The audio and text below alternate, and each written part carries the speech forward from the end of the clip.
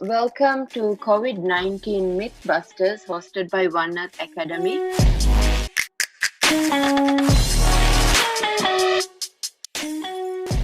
You have to take the vaccine every year. What were your expectations when you started? How many people volunteered in the trials? Does the vaccine make everyone immune to COVID-19? Has the vaccine proven to be fatal in any sense? Usually, vaccines take several years to develop. How were you able to do this one so fast? Why do some people get side effects after If they you take the vaccine, how long does the vaccine last? What's the new strains of the virus? Do we need a new vaccine too? So today we are here with Dr. Farah Shiham, who currently works in the Liverpool Hospital in the UK and played an immense role in the vaccine research and development process. Hi everyone, it's really nice to meet you. And I work on COVID-19 vaccine trials. So my major role is to recruit people for the trials. So I check whether they're safe to be in the trials. I go through their medical conditions to make sure that they're okay once they're on the trial. So I monitor for side effects, anything related to vaccinations, if there's been any hospitalization. So basically I look after the participants on these trials. So regarding the vaccine research and development process, Tana has a question. Hi, my question is, when did the process start and what were your expectations when you started? Hi, Thana. That's a really good question. The vaccine process started all the way back in January 2020, actually. So it started quite a while ago. And the expectation, I think, when it started, or certainly what was set by the WHO, was any vaccine that was 50% effective against COVID. So actually, the vaccine the outcome's been much better than expected. How do you catch a virus to begin researching it? Oh, that's a really good question. So in terms of how you catch a virus, it's actually, everyone has those nose and throat swabs that are looking for COVID. That's how you get the virus. So you can use those swabs and scientists can analyze it in a lab and try to isolate the makeup of the virus. And that's what they did for COVID-19. So there was a Chinese scientist that isolated the makeup of the virus, so the entire makeup of the COVID-19 virus. And then he actually shared it with scientists around the world.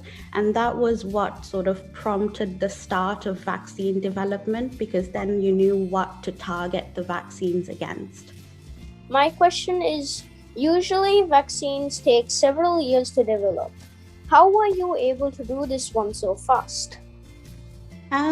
Well, that's an excellent question, and I think it's been on everyone's minds during this pandemic. Yeah. So the reason actually is because no one started from scratch when we were making COVID vaccines.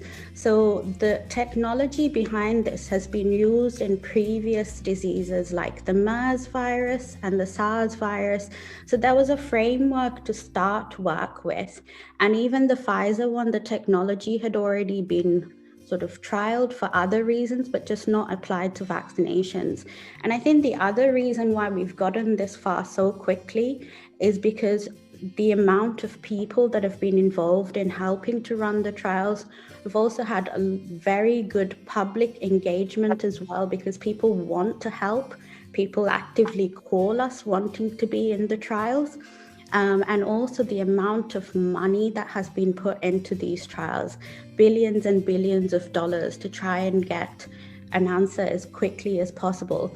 But I think the speed at which this has happened is because it is a global pandemic and it's affecting the entire world, and we need to find a way out of it. But it doesn't mean to say that any of the corners have been cut or anything sort of not been done the way it should have been. How many people volunteered in the trials? And why is there a control group in medicine trials? That's a really commonly asked question. It's actually a really good one, because I wouldn't have necessarily thought about it before I started working in trials. So for the Oxford vaccine, we had a lot of people. So we managed it. So we started recruiting for the current phase of the trial in about May. So in the UK, there are about 13,000 people on the trials, all above the age of 18, but we didn't actually have an upper age limit. So there are people on the trial who could be in their 80s. And then the trial actually happened across various different countries across the world, all at the same time. So in America, there's about 40,000 people on the Oxford trial. And the results of that are actually still pending, so they should be out soon, and it'll be probably quite interesting to see what the results from America are as well. The trial was also done in Brazil, which had about 10,000 people on the trial, and South Africa also had about 2,000 people on the trial. So overall, it's a really good representation of different people across the world. And in terms of why we have a control group for the trial, it's to make sure that what you're testing makes a difference. So if you think about it, and for this trial, we used another vaccine that's already licensed and approved for use called the meningitis vaccine. So what we're trying to do is stop people getting COVID. So if you give someone, say, the vaccine you're testing, which in this case was the Oxford vaccine, and you give another person a control vaccine, which is meningitis, then you observe them throughout the course of a year, and then you see which person gets COVID. So what you're trying to prove is that the vaccine you're testing stops people getting COVID, and that's why you need a control group, so that you can compare those different people.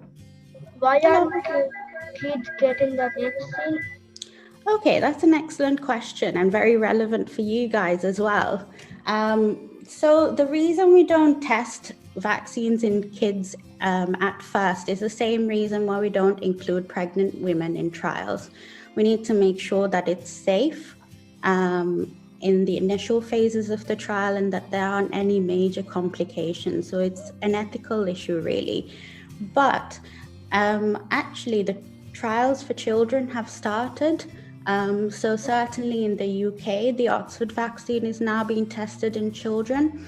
And there's also a Johnson & Johnson vaccine, which has just been approved in America as of today, I believe, which is a one-dose vaccine. So that's also about to start trials in children here.